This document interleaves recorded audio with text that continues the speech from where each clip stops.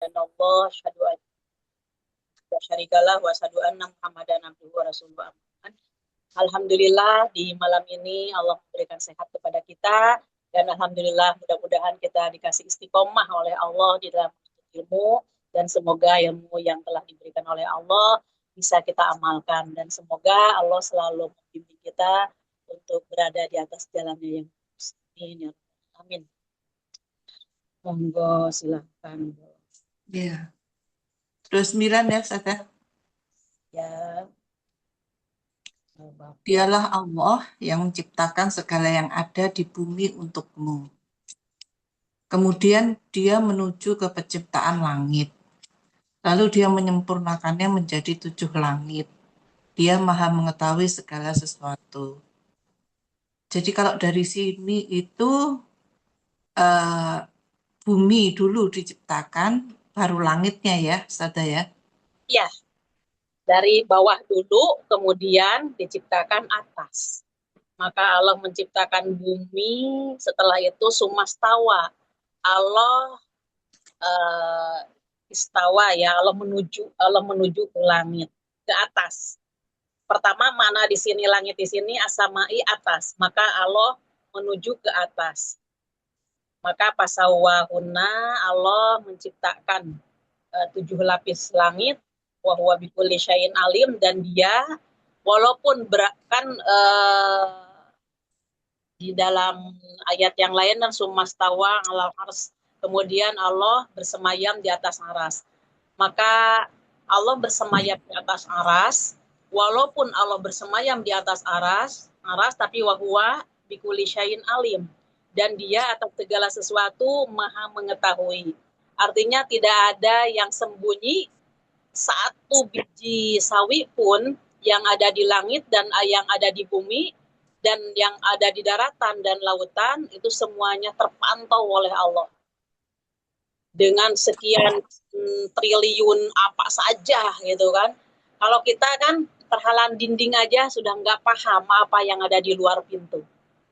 Tapi bagi Allah itu tidak terhalang oleh masalah dimensi waktu ataupun tempat dan lain sebagainya.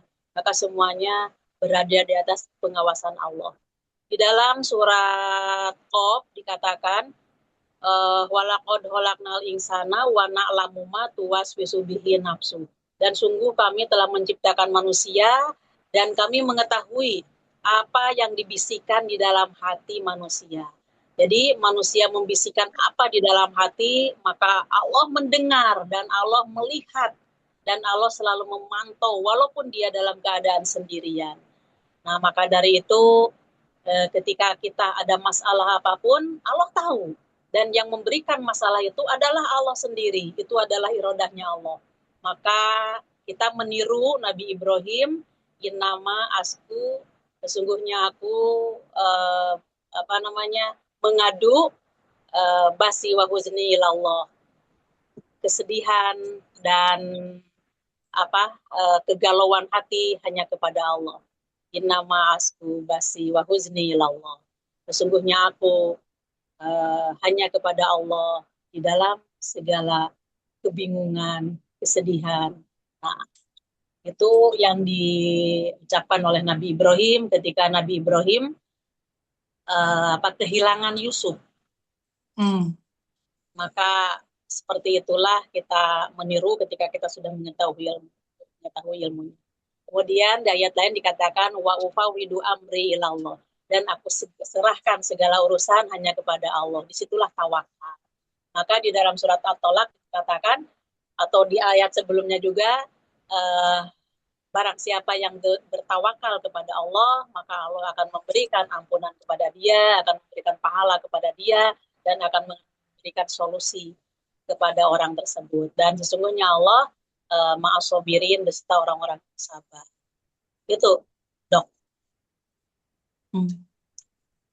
Saudara. Ya, ya. Di sini dikatakan bahwa bumi itu diciptakan untuk manusia. Berarti apakah upaya untuk mencari alternatif selain bumi sebagai tempat tinggal itu menjadi sebuah kesia-siaan? Ya, sebuah kesia-siaan. Karena kan mohon maaf, menurut penelitian pun itu kan hanya baru saja seperti di Mars gitu kan. Di situ ada air, apakah di situ bisa dijadikan untuk sumber kehidupan, walau alam. Dan Allah di situ maha mengetahui.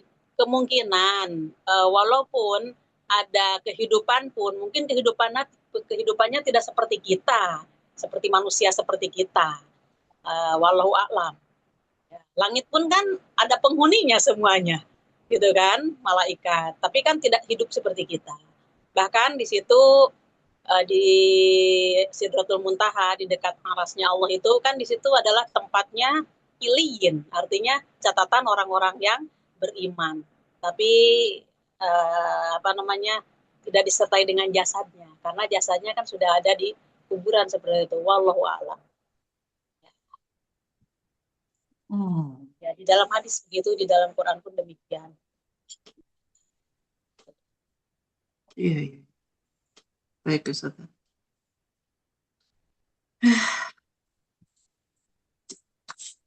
Iya. Untung saya tidak punya cita-cita jadi astronot. sekarang Eh, sekarang kita di usia seperti yang kita rasakan ini, tinggal kita banyak mendekat kepada Allah dan banyak melaksanakan rutinitas di dalam melaksanakan amal soleh. Mudah-mudahan ketika kita melawan kemalasan, melawan segala sesuatu rintangan dari sesuatu yang menghalangi ketaatan kepada Allah, itulah merupakan jihad. Dan insya Allah ketika kita dalam kehidupan uh, selalu melakukan itu, mudah-mudahan Allah mewafatkan dalam keadaan kondisi seperti itu. Artinya apa? Husnul Khotimah. Insya Allah. Insya Allah, Ya, amin. sudah di atas 40 tahun mungkin usia kita.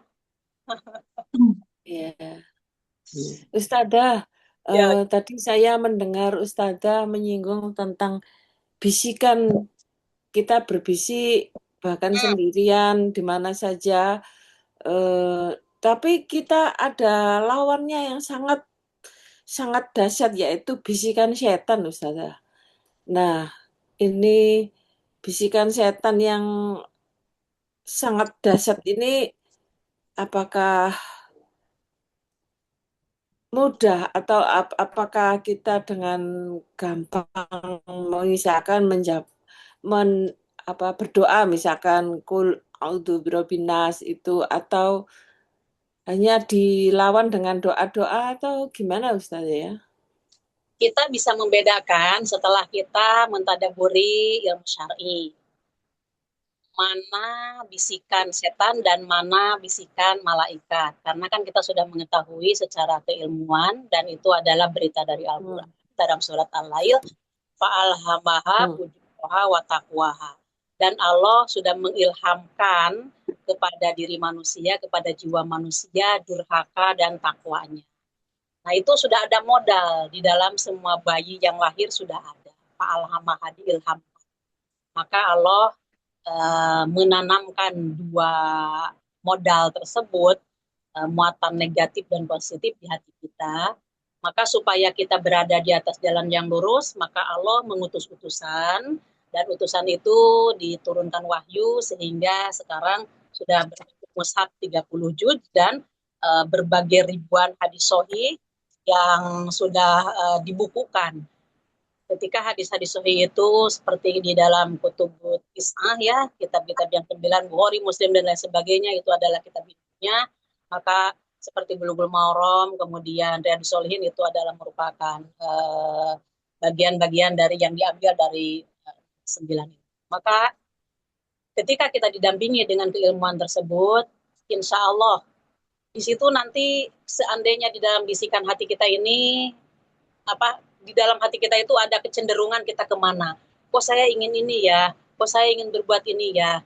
Kemudian dengan akal pikiran yang sudah dipenuhi oleh ilmu dan sudah didampingi oleh ilmu tersebut, kita mikir, loh, kok kenapa saya ingin ini ya? Padahal ini tahu, ini adalah dilarang oleh Allah.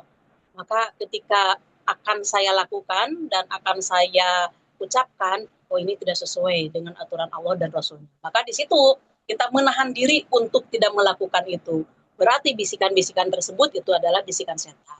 Tapi ketika ada lagi bisikan yang baik, contoh yang baik itu, loh ini ya di pagi ini kok saya udah menyelesaikan apa-apa, ini udah jam 10. Alangkah lebih baiknya kalau saya ini ya melaksanakan sholat duha gitu. Kalau enggak ya melaksanakan sholat sunnah wudhu.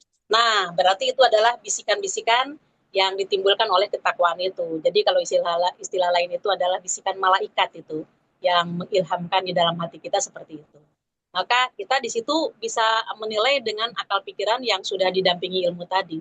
Oh iya, ya ini lebih baik daripada saya melakukan apa-apa. Maka di situ dia melakukan apa yang ada digergetkan di dalam hati itu.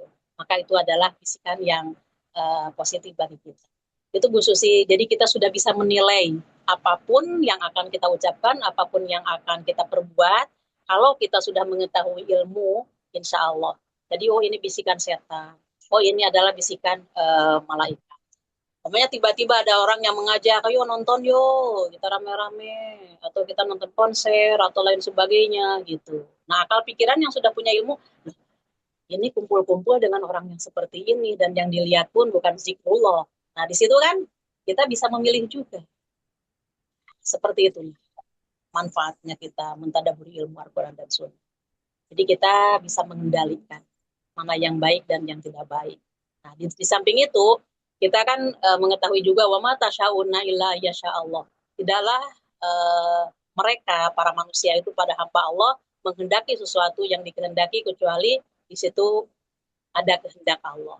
Maka dari itu kita tidak boleh sombong, kalau saya tidak akan begitu. Jadi tidak seperti itu. Semuanya atas izin Allah. Maka ketika kita mengendalikan hawa nafsu pun, kalau itu tidak diizinkan oleh Allah, kita tidak akan mampu. Maka dari itu doanya Allahumma a'inni ala zikrika wa syukrika wa husni ibadah. Allahumma a'inni, wahai Allah, bantulah aku ala zikrika untuk selalu bisa berzikir kepadamu dan bersyukur kepadamu dan untuk memperbaiki ibadah kepadamu.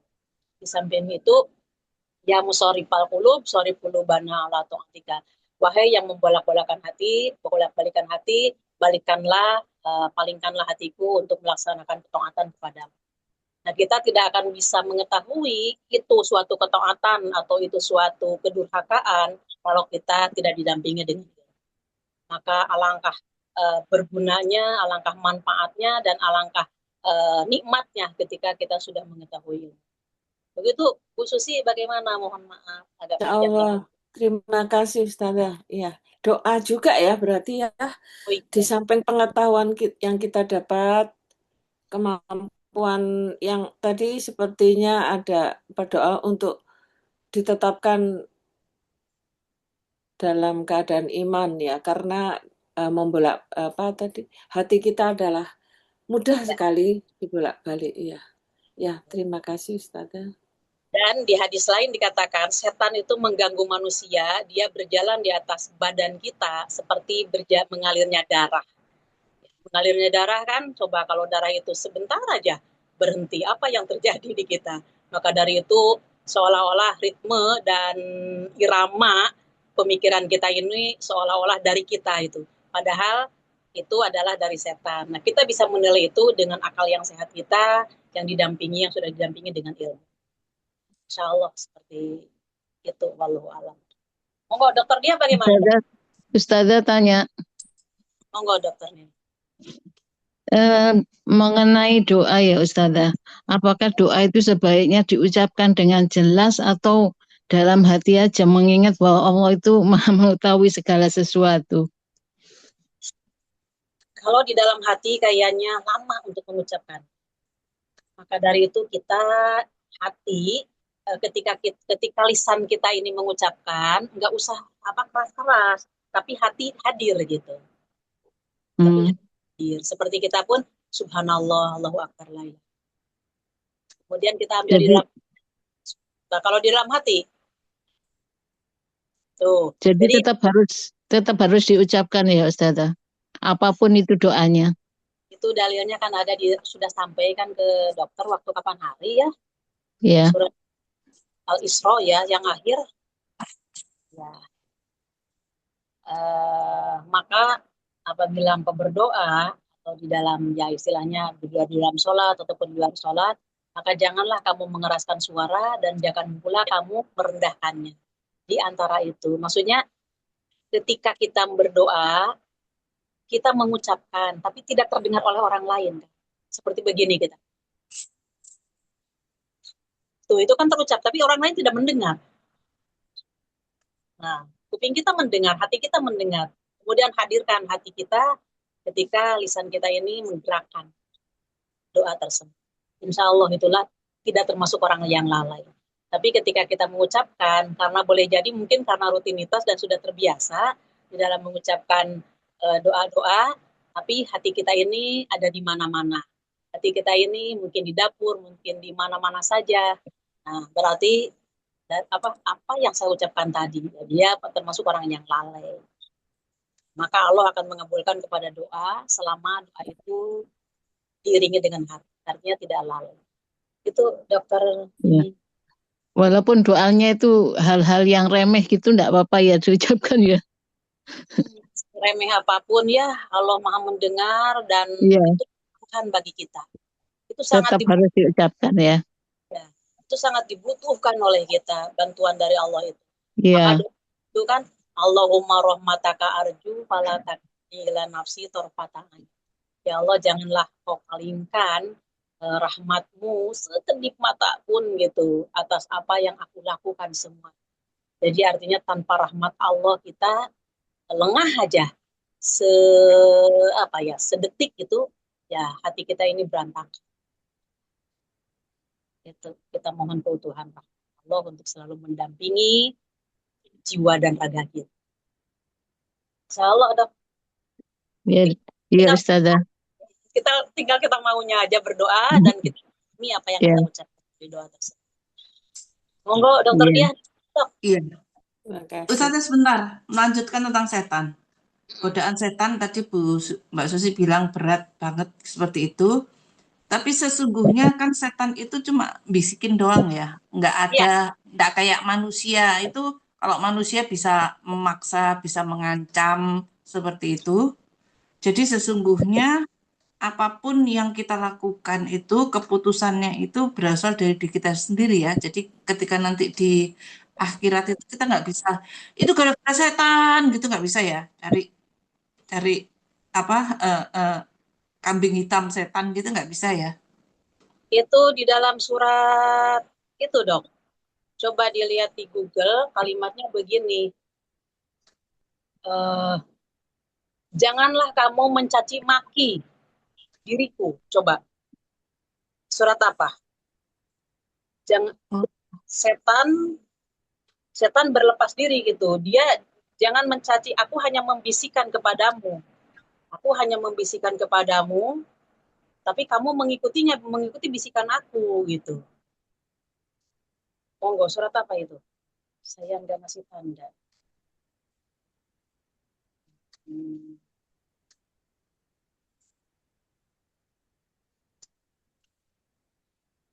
Coba. Harus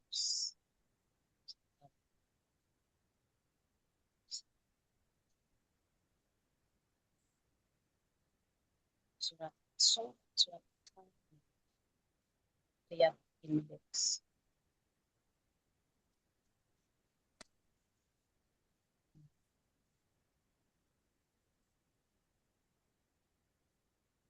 Janganlah kamu cercah. Janganlah kamu hanya membisikkan.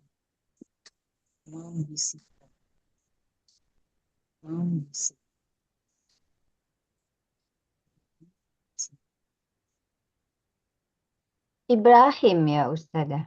Ya coba ya. Ibrahim kan? Iya. Ibrahim berapa? Ibrahim ayat 22. Berkatalah setan tatkala perkara telah diselesaikan, sesungguhnya Allah telah menjanjikan kepadamu janji yang benar dan aku pun telah menjanjikan kepadamu, tetapi aku menyalahinya sekali-sekali, melainkan aku menyeru kamu lalu kamu mematuhi seruanku. Oleh sebab itu janganlah kamu mencerca aku, akan tetapi cercalah dirimu sendiri. Ini kan? Ya betul. Waqala syaitonu, dan setan berkata, lama qudial amru, ketika aturan Allah itu diputuskan, sesungguhnya Allah menjanjikan kepada kalian, kata setan. Jadi si setan itu berkata, Allah menjanjikan kepada kalian dan janji Allah itu benar. Artinya apa? Kalau kamu mentaati Allah dan Rasulnya, kamu akan mendapatkan sorga. Tapi kalau itu berpaling kamu dari Allah dan Rasulnya, maka kamu akan dimasukkan ke dalam neraka. Si setan tahu itu. Si setan itu komunikasi dulu. Apa namanya? Ya dekat. Iblisnya itu kan dekat dengan malaikat. Level malaikat gitu ibadahnya itu. Waktu di sorga. Nah, kemudian fa'ahlak tukum katanya. Jadi wa'atukum, dan aku menjanjikan kepada kalian fa'ahlak tukum, yang dijanjikan oleh setan itu menyelisihi apa yang dijanjikan oleh Allah dan Rasulnya. Sebagaimana ini contoh ya di awal pertama ketika iblis menggoda kepada Nabi Adam. Nabi Adam itu kan diingatkan oleh Allah, silakan kamu masuk ke dalam sorga, tapi hati-hati kamu jangan mendekati pala taqrabu hazihi sajarota. Janganlah kamu mendekati buah ini, kalau kita istilahkan buah koldi gitu. Itu berganti tahun, akhirnya Adam itu lupa. Maka ketika Adam itu lupa apa yang dilarang oleh Allah itu, setan membisikkan di situ. Wahai Adam, kamu tidak akan lama di sorga, kamu tidak akan kekal di sorga. Supaya kamu bisa kekal di sorga dan kamu menjadi level malaikat tuh ambil buah itu katanya. Gitu. Maka akhirnya Nabi Adam itu nurut kepada setan gitu, bisikan tadi. Nah, ketika nurut atas bisikan itu, maka fatakuna minazolimin. Seandainya kamu mendekati buah itu di awalnya itu waktu Allah berpesan, maka kamu termasuk orang yang zolim. Akhirnya kebalikannya, justru bukannya kekal, malah tidak kekal, diusir oleh Allah dari sorga. Maka di sini kalimatnya, ilaan da'utukum, kecuali aku menjanjikan kepada kalian para manusia, pastajab tumli, maka kalian fa'ahlab tukum, maka aku menyelisihi dengan yang dijanjikan oleh Allah. Wa ma kana li alaikum min sultanin, dan aku tidak menguasai apa-apa katanya. Jadi aku tidak kuasa. Ilaan da'utukum, kecuali aku hanya mengajak, membisikkan kepada kalian, pastajabtum li, maka kalian mengikuti bisikan itu, mengikuti ajakan itu. Maka dari itu kan pilihan kalian katanya. Wala talumuni, jangan kau mencerca aku, walumu angkusakum, maka hendaklah kamu mencaci dirimu sendiri. Wama anabil musrikum, dan aku tidak bisa menyelamatkan kalian, dan kamu pun tidak akan bisa menyelamatkan aku, kata si setan deh. Ini kapartu bima asroktumu ni mingkoblu. Aku kan sudah mengingkari, maksudnya sudah berlepas diri apa yang kamu persekutukan kepadaku sebelumnya. Tuh. Jadi kata si setan itu, aku hanya membisikkan, yang melanjutkan untuk mengerjakannya adalah kamu. Ya. Kemudian di akhirnya itu, inna zolimina lahum adzabun alim.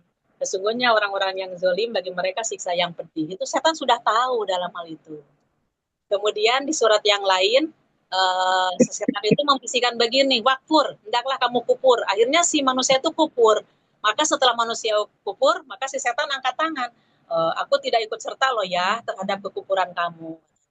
Jadi si setan itu artinya tidak bertanggung jawab apa yang dia bisikan kepada manusia. Jadi itu adalah pilihan kamu, maka aku jangan dicaci maki. Begitu Dokter Wiwin, Dokter Diah bagaimana dok? Iya, Ustaz.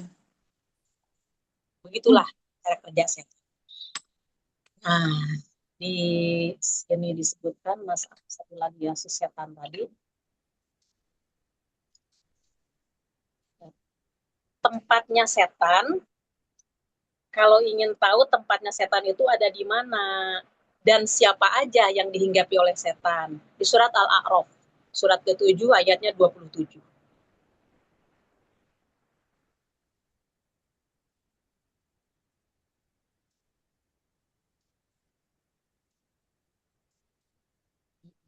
Ya, monggo. Surat ke-7 ayat 27. Monggo. Dokter dia baca.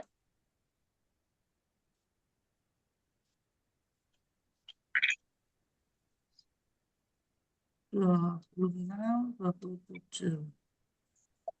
Wahai anak cucu Adam, janganlah sekali-sekali kamu tertipu oleh setan sebagaimana setan telah mengeluarkan ibu bapakmu dari surga dengan menanggalkan pakaian keduanya untuk memperlihatkan kepada keduanya aurat mereka berdua. Inilah, Ya, terus sesungguhnya setan dan para pengikutnya melihat kamu dari suatu tempat yang kamu tidak bisa melihat mereka. Sesungguhnya kami telah menjadikan setan-setan itu sebagai penolong bagi orang-orang yang tidak beriman. nah, kata Allah, inna sesungguhnya kami jangan menjadikan setan aulia sebagai penolong lillazina la yu'minun bagi orang-orang yang tidak beriman. Jadi orang-orang yang tidak beriman itu penolongnya adalah setan. Dia dikuasai oleh setan dan dia dipimpin oleh setan.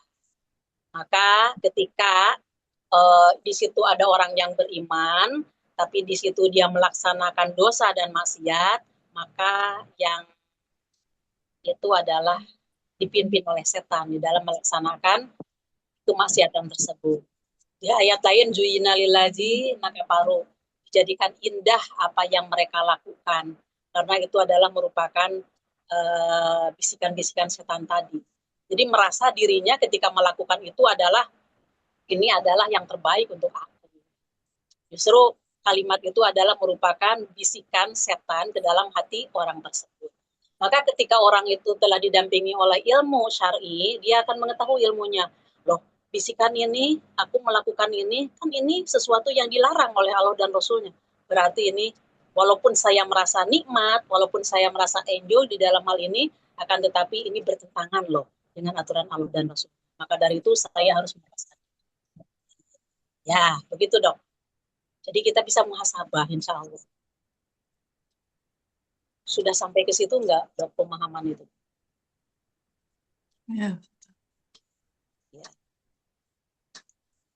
Ya. Jelas. Jadi mereka Kalau kita ngomong Presiden AS itu kan jelas-jelas non-Muslim, itu kan ya. tidak beriman, itu. Maksud saya gini, kita kan tidak boleh mencaci orang, tapi kalau saat ini kita mengatakan itu, kan memang kenyataan tidak beriman, walau alam kalau nanti pas dia meninggal, sebelum meninggal terus itu nggak apa ya Ustazah ya?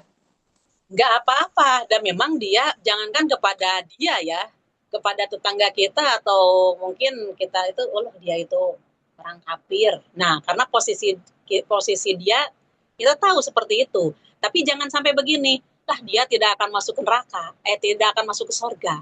Paling dia tempatnya jadi nggak boleh mengklaim orang itu ke neraka dan orang itu ke surga. Tapi secara keumuman, memang orang-orang kafir itu di dalam Al-Quran dan surat Al-Bayyinah pun dijelaskan innallazina kafaru, sesungguhnya orang-orang yang kafir dan orang-orang musyrik, maka dia akan dimasukkan oleh Allah ke dalam surga, ke dalam neraka jahanam, kekal mereka di sana. Nah, itu kan secara umum. Kalau secara umum kita boleh mengucapkan itu, tapi kalau kita menuduh lah kamu tidak akan masuk surga, nggak boleh itu sama sekali. Itu dok yang nggak. Oh iya, ngerti. Iya.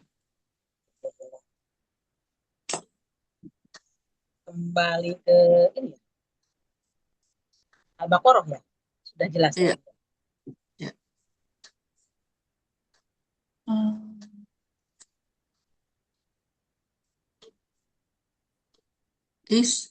Alah.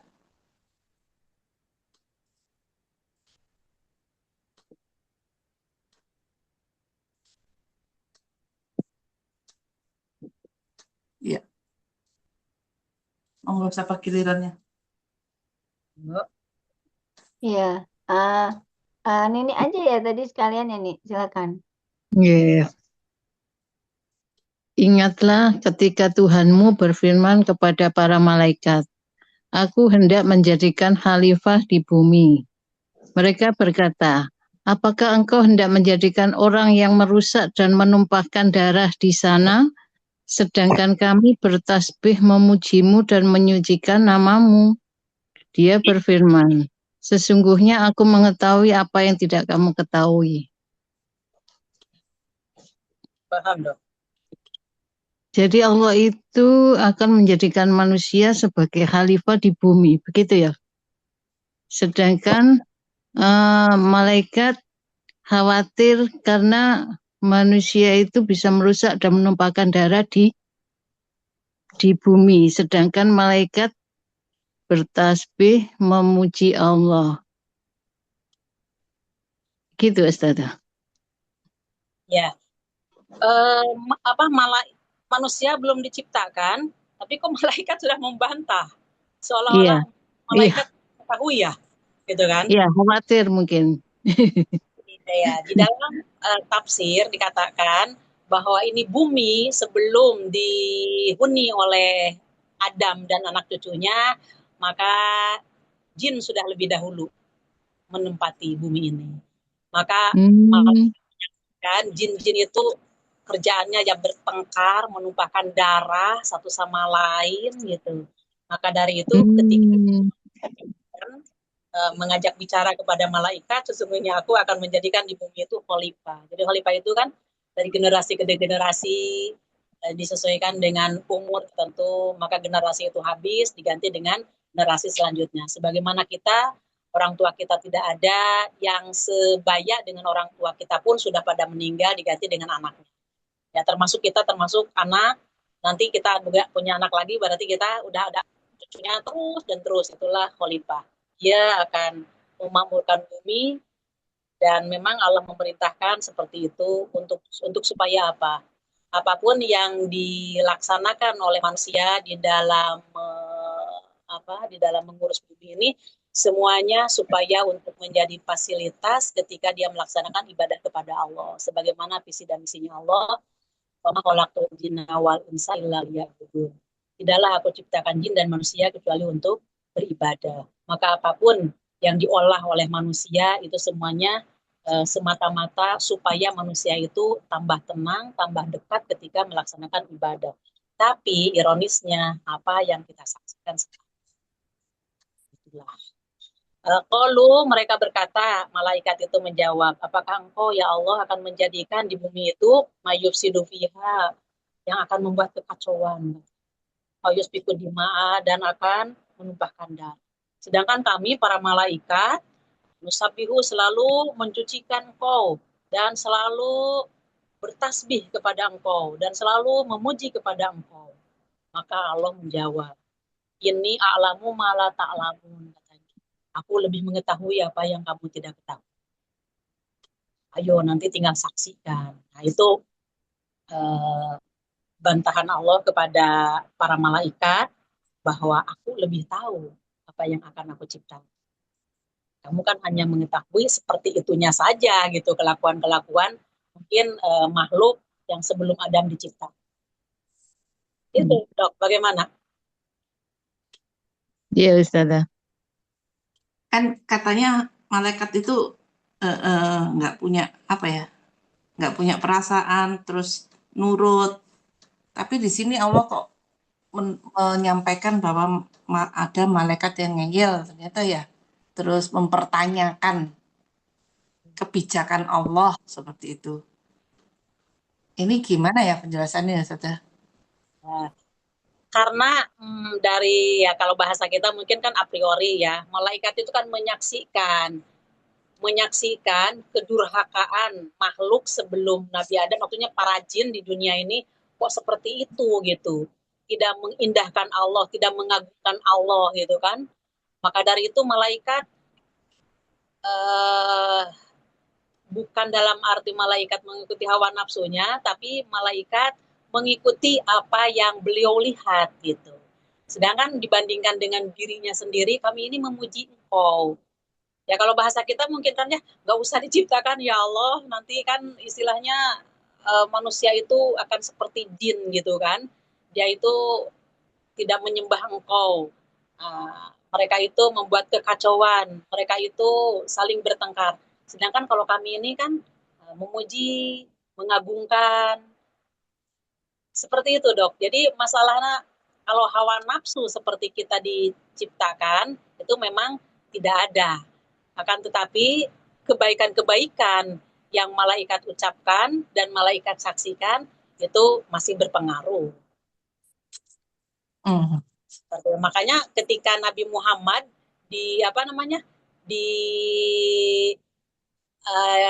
jahati oleh orang jahiliyah ketika beliau sholat, disimpan isi-isi perut unta yang sudah bosok. Nah, di situ singkat cerita Fatimah yang membersihkan, maka di situ kan malaikat Allah menurunkan malaikat.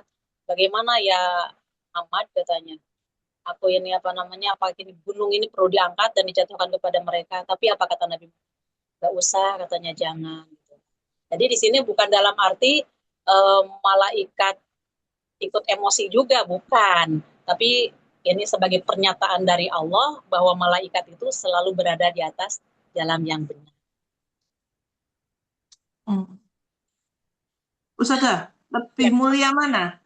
Rasulullah sama malaikat? Kenapa, Dok?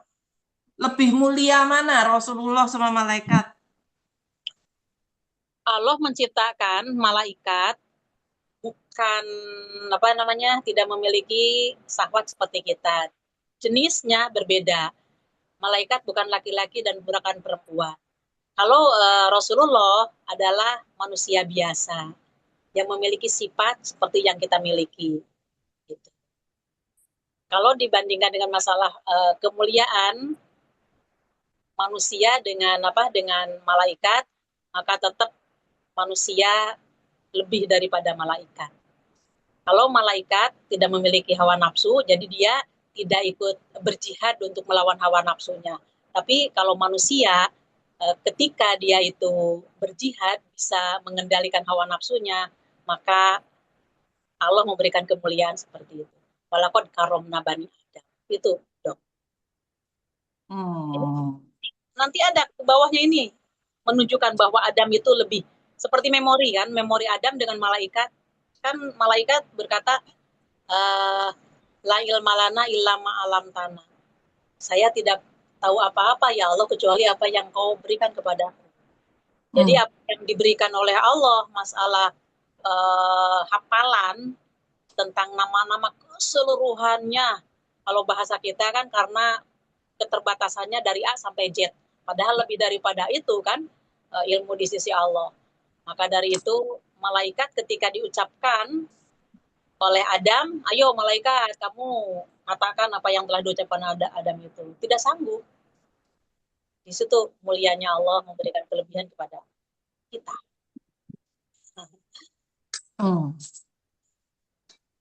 Baik, Ustazah.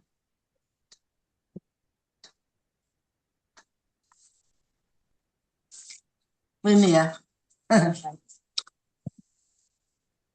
Nah, ini mulai yang jangan tanyakan ini mulai ayat. Baik. Lanjutnya, Dr. Ririn.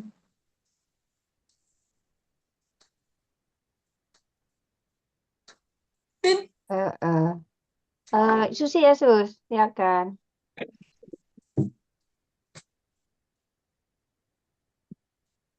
Ya, siap. Bismillahirrahmanirrahim.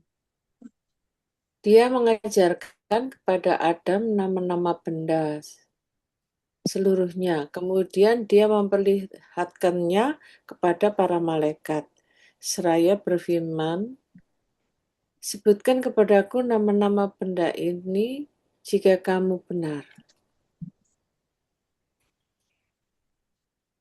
Paham? Terus?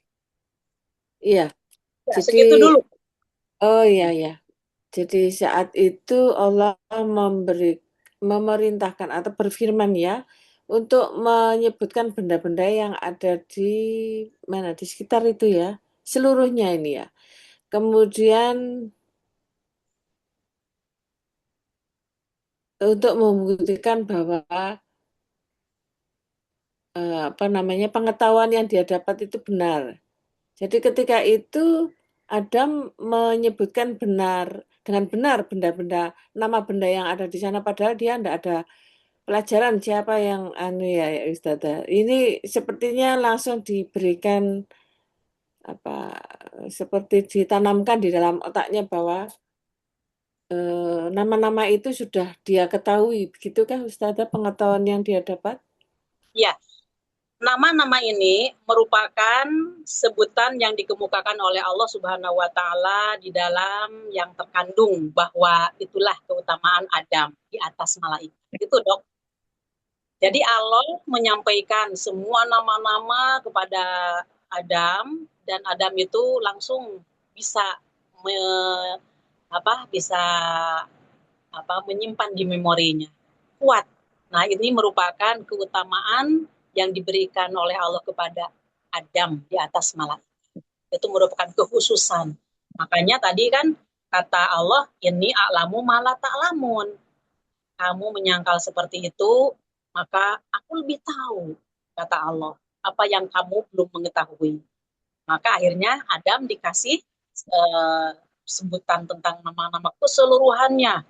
Maka setelah itu disampaikan lagi oleh Adam kepada malaikat. Coba kalian, malaikat, sebutkan kepadaku nama-nama yang telah disebutkan Adam tadi. In kuntum shodiqin, jika kalian termasuk orang yang benar. Kenapa dikatakan termasuk golongan yang benar? Karena waktu tadi kan menyangkal, apakah engkau akan menjadikan khalifah? Dan khalifah itu kan ya sepengetahuan malaikat, tukang tadi menumpahkan darah, membuat kekacauan di muka bumi, gitu kan. Nah, dari situ maka ditunjukkan oleh Allah kekhususan yang diberikan kepada Adam atau kemuliaan yang diberikan oleh Allah kepada Adam di atas malaikat. Di antaranya ini nama-nama. Gitu, Dokter Diah, Bu Susi, monggo bagaimana? Iya. Ya, Ustazah, mungkin saya bisa menambahkan. Jadi, kalau sekarang yang kita terima itu saya kan juga di perguruan tinggi kan diajar. Jadi teorinya apa namanya mesin mungkin AI ya tidak bisa melakukan apa namanya. Jadi tahapnya adalah pengenalan ini diajari Ustazah ke dalam otak atau ke dalam AI-nya. Nah, diajari kecerdasan atau pengetahuan. Nah, ini Nabi betul-betul istimewa ya. Apakah Nabi yang mendapatkan keistimewaan ini hanya Adam ya?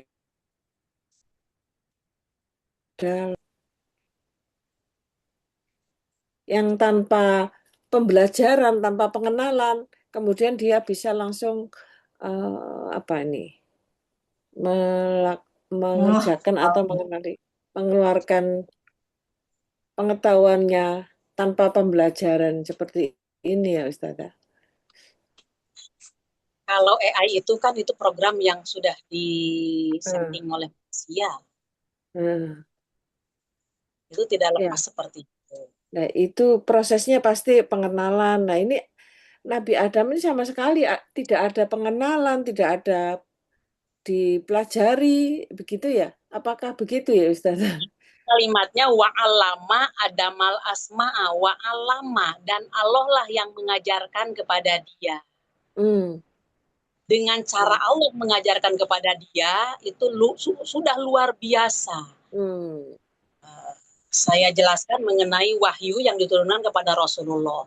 Ketika Rasulullah dibacakan oleh Jibril Al-Quran, pertama Rasulullah itu cepat-cepat ingin. Itu sudah kan itu di surat apa itu? Yang di juz ke-30 itu. Cepat-cepat Rasulullah itu ingin, maka dijawab oleh Allah. Enggak usah tergesa-gesa. Maka dengarkanlah apa yang diucapkan oleh Jibril. Maka akulah yang akan memberikan kemampuan ke dalam hatimu untuk bisa mengucapkan lagi, dan kamu akan memahami makna daripada yang diucapkan oleh Jibril itu.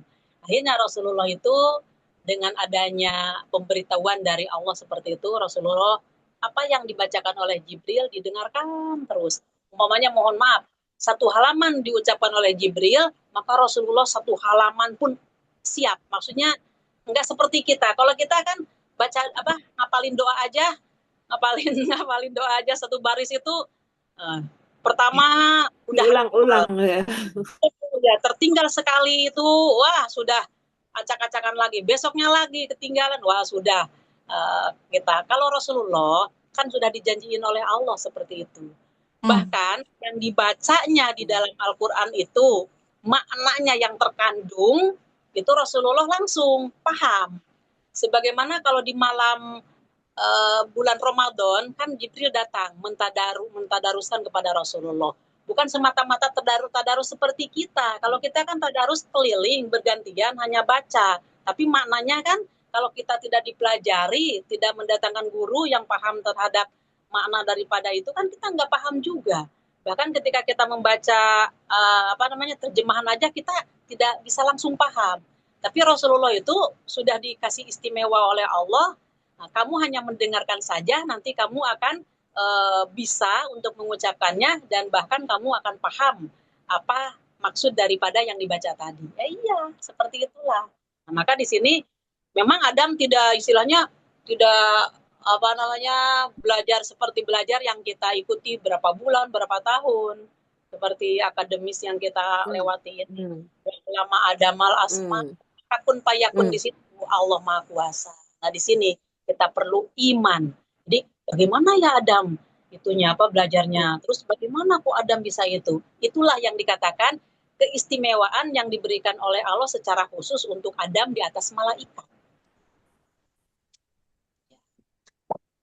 Di sini aja sudah kelihatan bahwa Adam itu lebih daripada malaikat. Apalagi nanti ada kata-katanya di ayat selanjutnya. Monggo pahami dulu ini, paham Bu Susi mananya? Ya. Bisa kan? Wa'allama Adamal Asma ini tidak bisa disamakan dengan AI. Itu settingan manusia. Iya. Bahkan karena settingan manusia ya, ketika coba aja dengan buka Al-Fatihah ataupun ayat kursi, itu kalau kita sudah tahu banyak yang salah. Ada yang salah. Oh. Ya, di dalam pengucapan atau di dalam teksnya, di dalam teks itunya, di dalam teksnya. Wah, kata saya teh. Makanya harus benar-benar, karena yang nyetingnya mungkin kan nggak paham gitu kan. Nggak itu, asal diambil kesimpulannya. Dan mohon maaf, ada kalanya saya mohon maaf, terlalu suudon enggak, cuman gini, bagi orang yang awal-awal gitu belajar Al-Quran dari AI ini, jangan-jangan ini merupakan menyimpangkan, membelokkan untuk bacaan Al-Quran secara halus. Saya kadang-kadang curiga seperti itu. Mohon maaf, tapi enggak suudon, tapi curiga ada ke situ. Karena begitu itu tidak sesuai ini, ada satu kalimat tidak sesuai. Oh, tapi secara makna iya, tapi secara teks tidak sesuai. Waduh, gawat kata saya tadi bagi orang yang tidak paham Al-Quran. Tetap kita pedomannya ke muslim.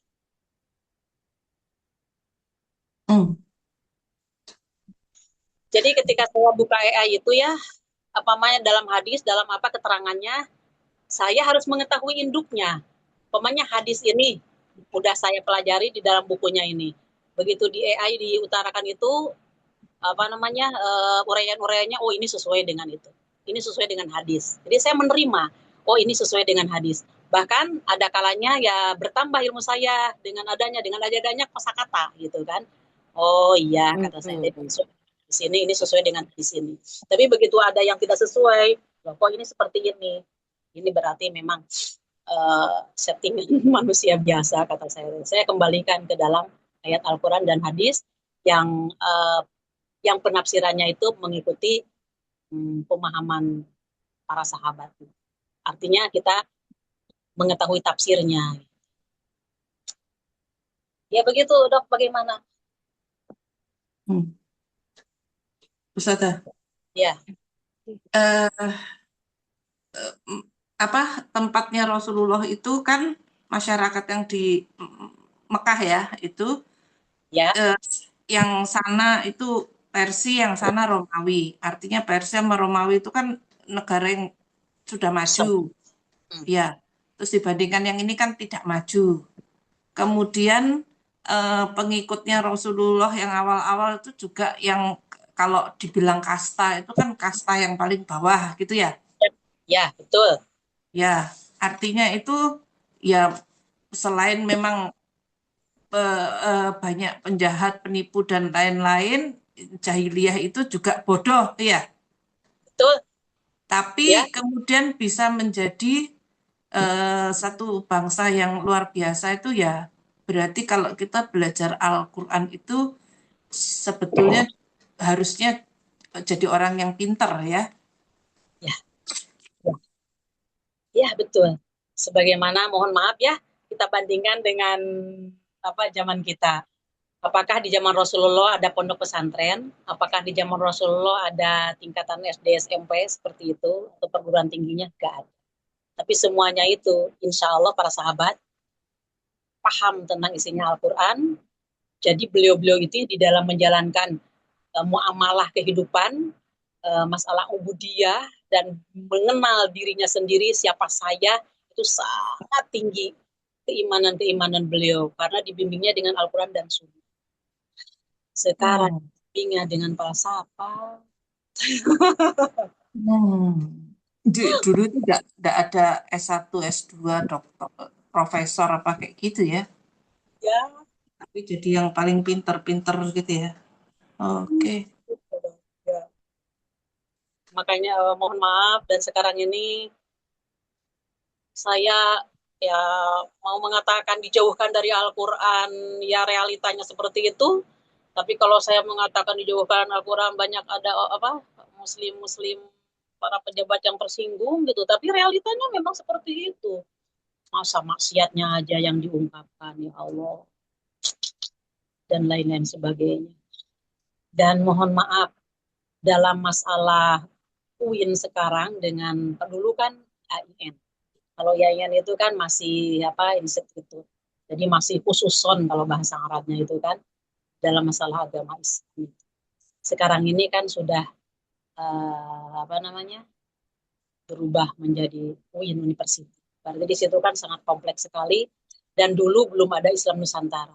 Sekarang sudah ada Islam Nusantara.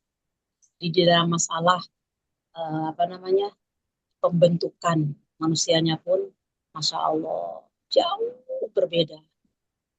Saya masih UIN, alhamdulillah masih memaknai Quran hadisnya itu mengikuti tafsir. Sekarang wallahu a'lam tuh. Bahkan di situ itu adalah keluarnya yaitu kebebasan-kebebasan. Kalau jenengan buka di dalam masalah itu, sekarang bukan rahasia lagi. Makanya seorang pemimpin, walaupun beliau-beliau ini dikritik apapun, melalui apapun, seolah-olah itu, oh tidak apa namanya, tidak tersinggung, tidak sakit hati. Karena apa? Ya circle-nya sudah seperti itu.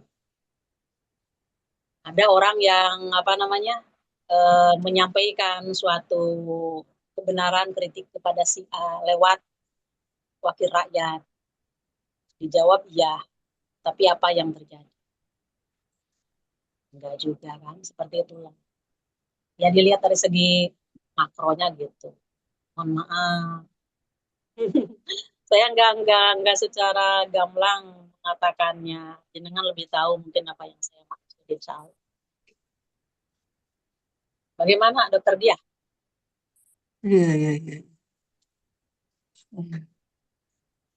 Makanya satu-satunya kita harus kembali ke dalam Al-Quran dan Sunnah. Kalau kita ingin cerdas, kalau kita ingin pandai, pandai apa kata siapa? Pandai menurut Allah dan Rasul. Sudah itu aja. Dan bahkan di dalam hadis dikatakan ketika kita berada di kebenaran di akhir zaman ini sama dengan kita ini memegang bara api. Dipegang, membakar, menyakiti, dilepas, kita padam. Nauzubillah min zalik. Ya itulah. Maka sunnahku dan sunnah Khulafaur Rasyidin itu harus betul-betul digigit dengan gigi geraham supaya tidak lepas sampai seperti itu. Ya, monggo bagaimana? Insya Allah pelan-pelan kita akan sampai ke bab tentang akhir zaman, bab al-fitan ya. Al-fitan itu bab yang tentang fitnah-fitnah. Nanti kalau umpamanya kita bab 1 sudah selesai, kita bisa meloncati ke bab tentang al-fitan, Dok di Bukhari. Bisa. Oke. Udah. Lanjut ya, Ustazah. Monggo lanjut.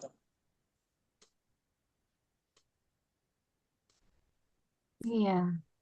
Sekarang ini ada Uria ya. Uria bisa baca? Iya, silakan. Mereka menjawab, Maha Suci Engkau, tidak ada sepengetahuan bagi kami selain yang telah Engkau ajarkan kepada kami. Sesungguhnya Engkaulah yang Maha mengetahui lagi, Maha bijaksana. Ini menekankan yang di atas tadi, bahwa yang pengetahuan itu kalau tidak diberikan oleh Allah mungkin kita nggak bisa dapat. Begitukah maksudnya Ustazah? Ya, ayat 32 ini menerangkan tentang sanjungan para malaikat kepada Allah yang Allah itu memberikan ilmu secara khusus kepada yang Allah kehendaki. Lalu mereka berkata, Subhanaka Maha Suci Engkau. Jadi setelah malaikat menyaksikan pengetahuan Adam seperti itu, nah maka malaikat itu kan tadi disuruh, coba kamu sebutkan, bisa nggak seperti Adam? Lalu mereka menjawab, Subhanaka Maha Suci Engkau. La ilma lana, kami tidak ada ilmu dalam hal itu. Ilama alam tanah, kecuali apa yang telah Engkau berikan kepada kami. Innaka angtal alimul hakim, sesungguhnya Engkau maha mengetahui lagi banyak bijaksana. Jadi eyelan yang tadi di ayat 30 itu ya dinampakkan oleh Allah kepada mereka sehingga para malaikat itu samina wa atona dan sangat memuji terhadap kekuasaan Allah karena Allah sudah memberikan ilmu yang di luar kalau bahasa kita ya, bahasa saya yang di luar dugaan malaikat. Kok ternyata ya gitu kan, apa yang Allah berikan kepada Adam itu kami tidak bisa menirunya. Seolah-olah seperti itu kalau saya bahasakan dengan bahasa saya. Jadi di sini menunjukkan bahwa malaikat itu betul-betul memuji, menyucikan diri dan menyanjung Allah karena Allah sudah memberikan ilmu yang tidak dimiliki oleh para malaikat, yaitu yang dikhususkan kepada Adam AS. Bagaimana Bunda-bunda? Bagaimana Dokter Dia? Iya. Oke. Lanjut. Kalau nggak ada pertanyaan, lanjut. Baik, selanjutnya Ari ya sayang. Ari bisa baca kah? Insya Allah Ya, monggo. yang ini ya, dia Allah berfirman nih. Ya. A'udzubillahiminasyaitonirrajim. Dia Allah berfirman, wahai Adam, beritahukanlah kepada mereka nama-nama benda itu. Setelah dia Adam menyebutkan nama-nama itu, dia berfirman, bukankah telah kukatakan kepadamu bahwa aku mengetahui rahasia langit dan bumi, dan aku mengetahui apa yang kamu nyatakan dan apa yang selalu kamu sembunyikan. Jadi Allah menunjukkan kepada para malaikat bahwa Adam itu mampu menerima apa-apa yang sudah diajarkan oleh Allah kepada malaikat, menunjukkan kepada malaikat gitu ya Ustazah. Ya, betul. Jadi Allah itu maha segalanya, maha mengetahui semua yang nampak maupun yang tersembunyi. Ini uraian dari ayat 30 tadi, Ola ini a'lamu ma la ta'lamu. Allah menjawab terhadap eh, penyanggahan Tuhan. malaikat, ini a'lamu mala ta'lamun, aku lebih mengetahui apa yang kamu tidak ketahui. Maka di dalam surat 33 sangat jelas sekali, pola ya Adamu ambihum, Allah berfirman kepada Adam, coba sebutkan nama-nama benda tadi dan nama-nama keseluruhan tadi. Maka ketika Adam menyebutkan nama-nama tersebut, Allah langsung berfirman, alam aku lakum, katanya.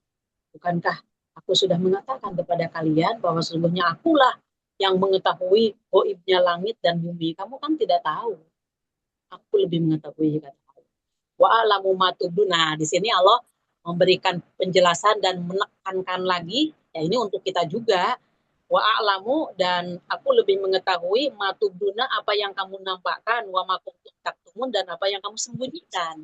Jadi pengetahuan Allah itu bukan hanya yang nampak-nampak saja, tapi yang kita tidak nampak pun, seperti mohon maaf, ketika kita menyebutkan sesuatu di dalam hati, kan orang lain tidak tahu apa yang diucapkan oleh hati kita. Dan apa yang dibisikan-bisikan di dalam sanubari kita yang paling dalam, orang lain tidak tahu, tapi kita tahu dan Allah mengetahuinya. Sekarang secara fisik, apa yang ada di dalam perut kita, kalau belum kita mengetahui seperti itu, kan kita tidak tahu kalau itu kita tidak melalui alat tertentu.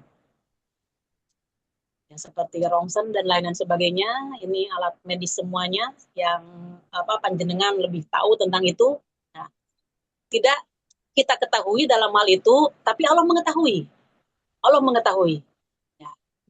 Jadi kita mengetahuinya karena kita sudah mempelajari. Dan itu pun ada kalanya lupa apa ini, apa itunya. Maka Allah itu tidak ada yang tersembunyi sedikit pun. Wama kuntum taktumun, apa yang kalian tidak nampakkan.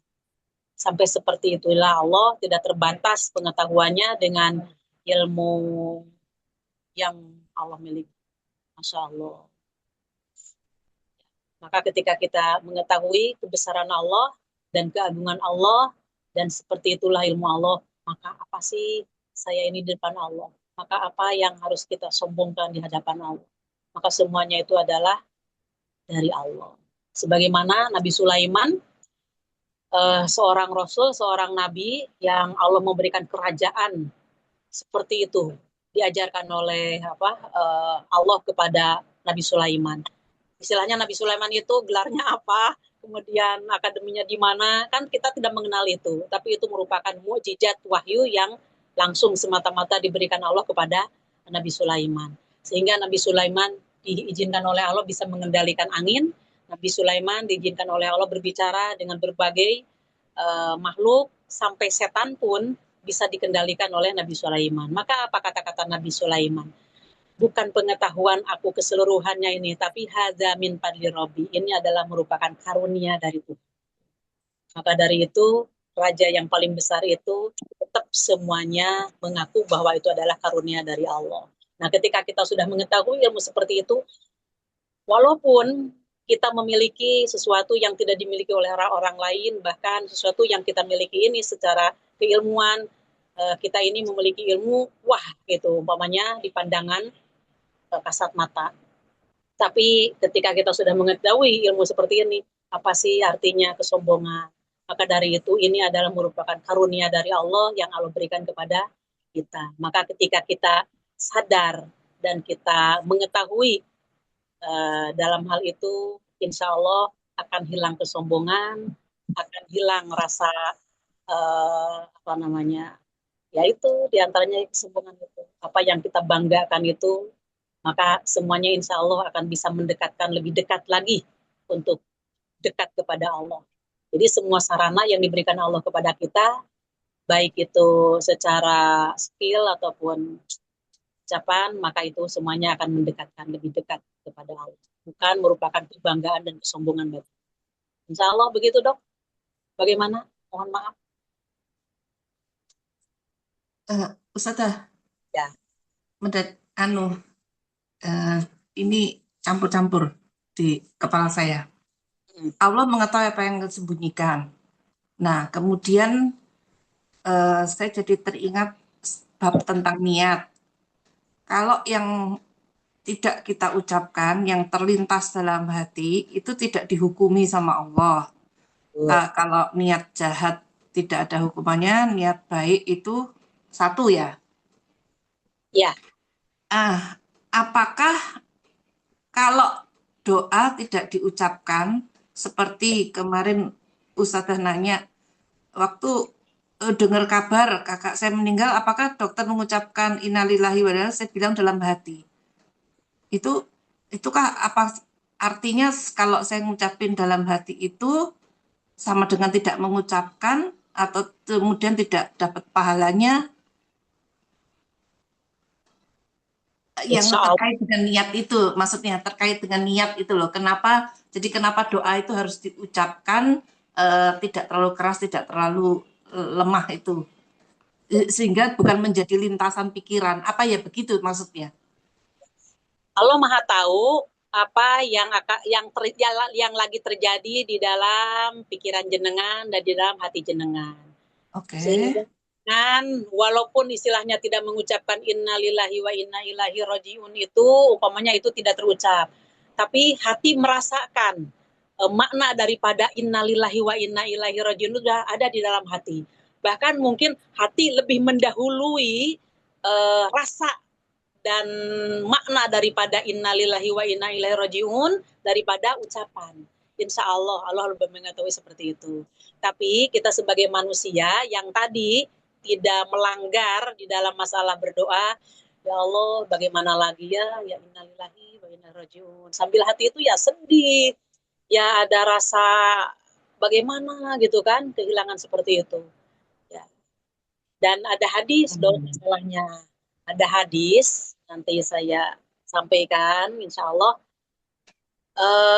Barang siapa yang dia itu diuji oleh Allah sesuatu kejadian, kemudian dia mengucapkan istirja tadi, kalimat innalillahi wa inna ilaihi rajiun, maka Allah akan memberikan pahala kepada dia.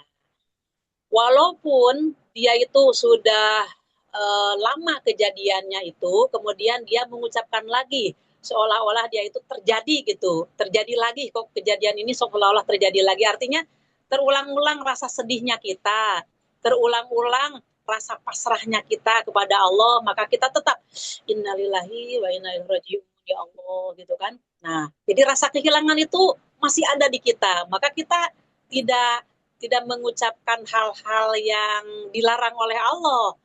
Enggak begini, waktu ada dia Maya begini. Jadi tidak ke sana, tapi begitu ada rasa sedih, rasa kehilangan, ucapkan lagi innalillahi wa inna ilaihi rajiun. Sampai itu di relung hati itu betul-betul saya sedih banget, kehilangan banget. Nah, di situ Allah tetap akan memberikan pahala sebagaimana pahala yang waktu kejadian pertama kita mengucapkan itu.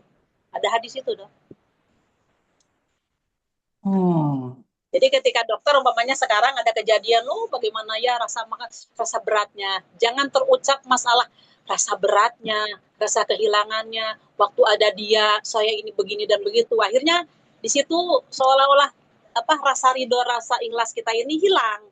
Maka ketika kita diiringi dengan innalillahi wa inna ilaihi rajiun, memang semua atas kehendak Allah. Tapi rasa sedih saya ini kok belum hilang ya Allah, maka kita ucapkan innalillahi wa inna ilaihi. Jadi ya itu wa ufawidu amri ilallah, segala urusan dikembalikan kepada Allah dan aku hanya berserah diri, hanya mengadu kepada Allah dari kesedihan hati saya. Ya itu, Dok. Jadi itu digabungkan antara Nabi Ibrahim dengan Nabi Yusuf kalau nggak salah itu, kemudian dengan kalimat istirja. Ya, yang kita rasakan seperti itu, maka kita kembalikan kepada Allah itu, maka Allah akan memberikan pahala berulang-ulang kepada kendali lah, Dok. Berarti yang disebut lintasan pikiran itu kalau yang lintasan pikiran jahat itu yang tidak dihukumin itu ya, tapi insya Allah kalau tidak terucap itu antara lintasan pikiran atau hati, itu Allah lebih mengetahui ya. Ya, itu Eh, kalimat innalillahi. ya, Saya kira dokter di dalam hati itu kan nggak diam gini, tapi istilahnya terucap dengan ada gerakan-gerakan ini ya, gerakan-gerakan lidah kita. Tuh, seperti gini. Innalillahi. Dengan saya berkata seperti jenengan kan mengatakan di dalam hati. Padahal sebenarnya itu diiringi dengan lidah kita juga. Masya Allah. Tuh, ada ke situ. Pasti saya terucap ya, jenengan terucap itu. Jadi nggak diam, ucapan di dalam hati itu tidak seperti itu, pasti ada gerakan di dalam lidah. Cuman kan terheran-heran dan kejadiannya Masya Allah gitu kan, diselimuti oleh rasa sedih. Insya Allah ya, dong. Wallahu ya, a'lam. ya. Baik, Jelas-jelas. Lanjut lagi ayatnya.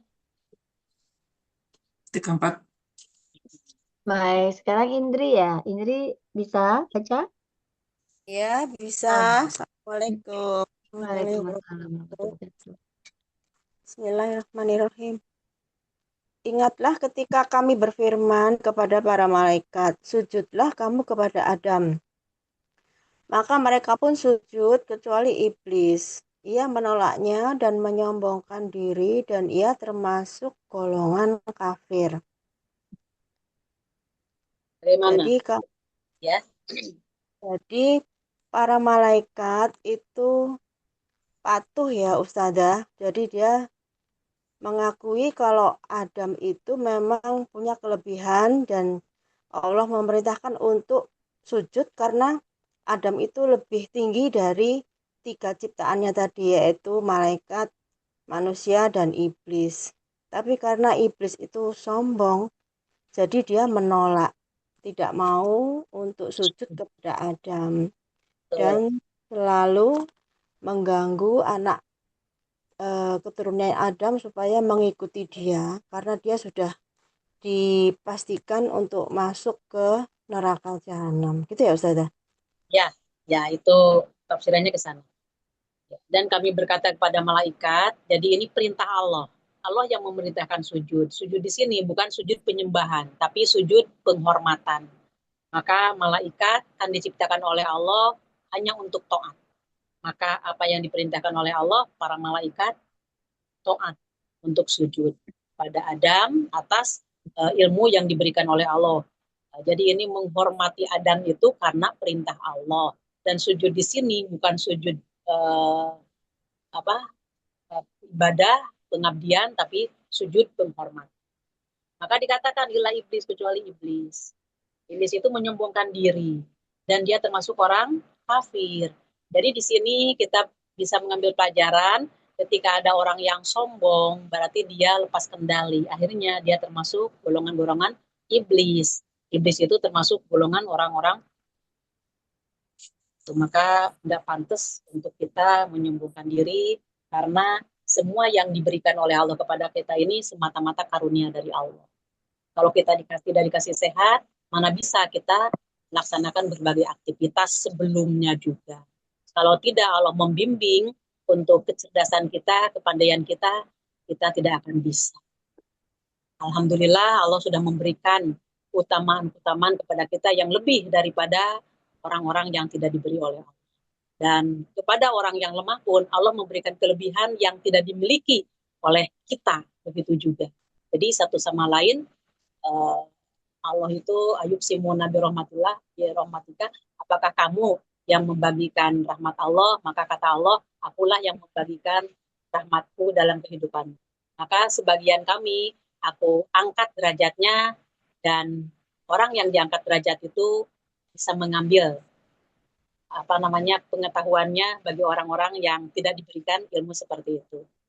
Maka di situ adalah memang pengaturan Allah supaya satu sama lain lisuhriya, untuk saling menggunakan. Maka tidak perlu kita sombong. Nah, kemudian ini dikorelasikan, artinya tafsir ayat bil ayat. Kita kenapa si iblis itu kok nggak mau bersujud kepada Adam? Monggo dokter dia surat Al-A'raf Surat ke-7, ayatnya ayat 12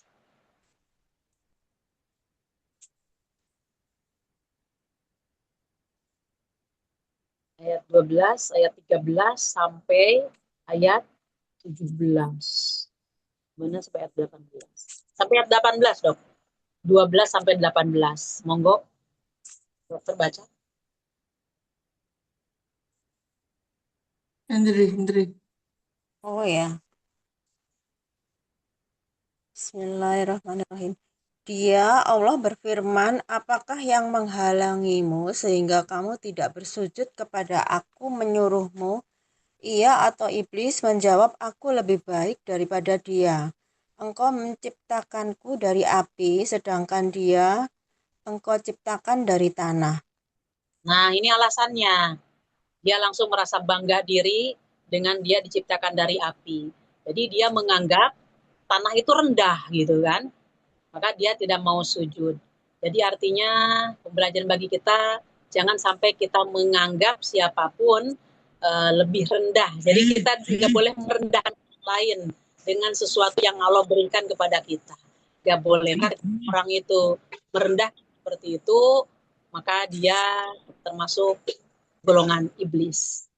Dia diciptakan dari tanah, aku diciptakan dari api.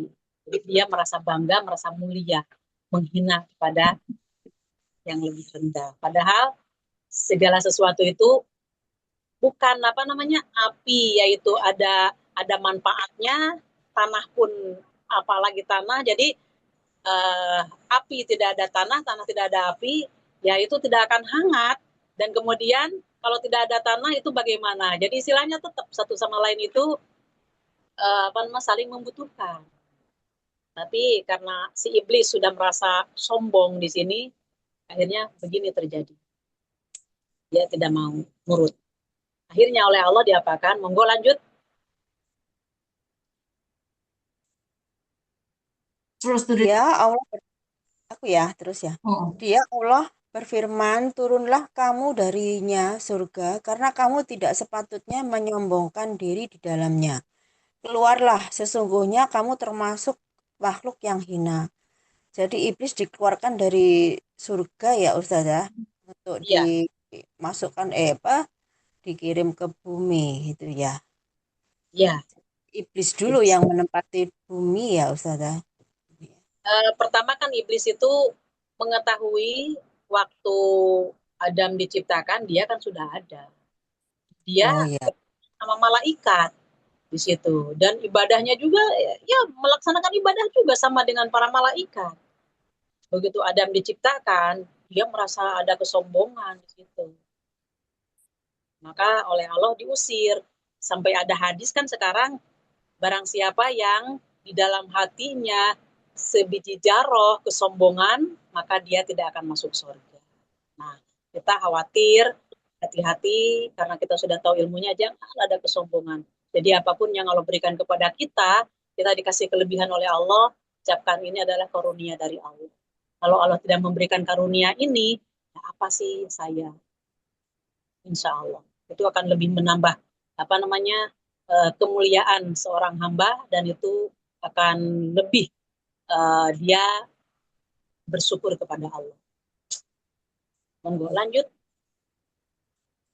Ia atau iblis menjawab, berilah aku penangguhan waktu sampai hari mereka dibangkitkan.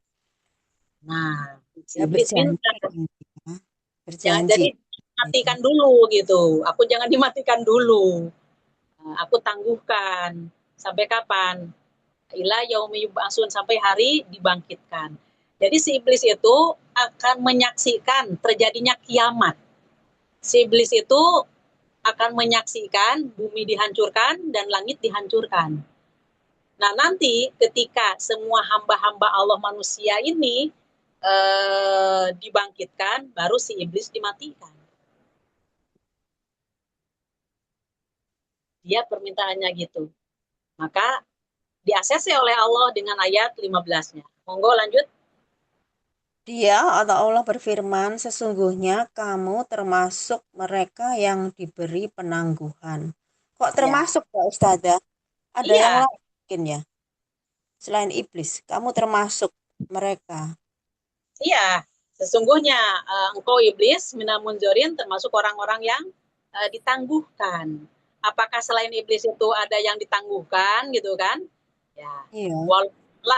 walau alam, karena masalahnya kematian pun tidak ikut mati pada waktu kiamat dan bumi dihancurkan. Seperti itu. Sekolah innaka minal munzorin, kamu termasuk yang ditangguhkan. Jadi Ya.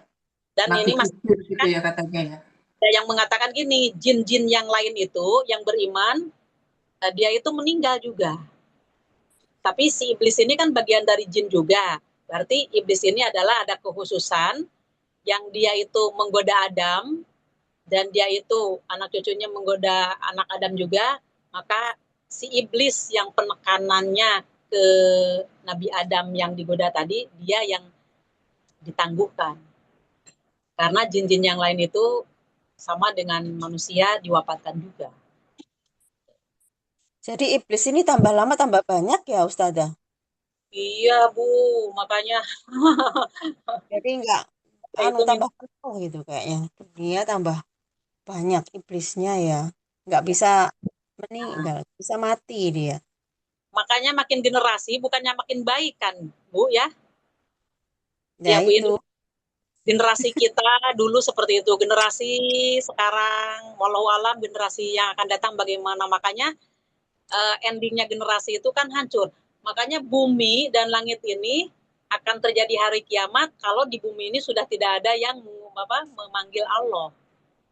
Jadi ini ketika dihuni oleh orang-orang yang durhaka, oleh orang-orang yang kafir, yang sama sekali tidak mengenal Allah, maka bumi tidak betah. Akhirnya dihancurkan oleh Allah. Tapi selama ini bumi, penghuninya masih ada yang beriman, maka tidak akan terjadi kiamat. Berarti lebih berat Ustazah, orang-orang yang nantinya itu ya. Ya, yang generasi yang akan datang lebih berat ya. Ya, betul. Makanya di dalam hadis yang lain untuk para orang tua ya, didiklah anakmu karena dia tidak akan hidup seperti generasi kamu. Jadi artinya ketika kita punya anak harus lebih menggigit di dalam masalah mengajarkan agama. Tapi walaupun kita memaksa untuk mengajarkan agama, tapi mereka itu banyak menolaknya. Nah itu, khawatir seperti itu. Dikerasin, tidak bisa dilunakin keenakan, jadi wallahu alam, ya Allah, hanya doa dan doa. Itu mungkin dialami oleh berbagai ibu. Subhanallah.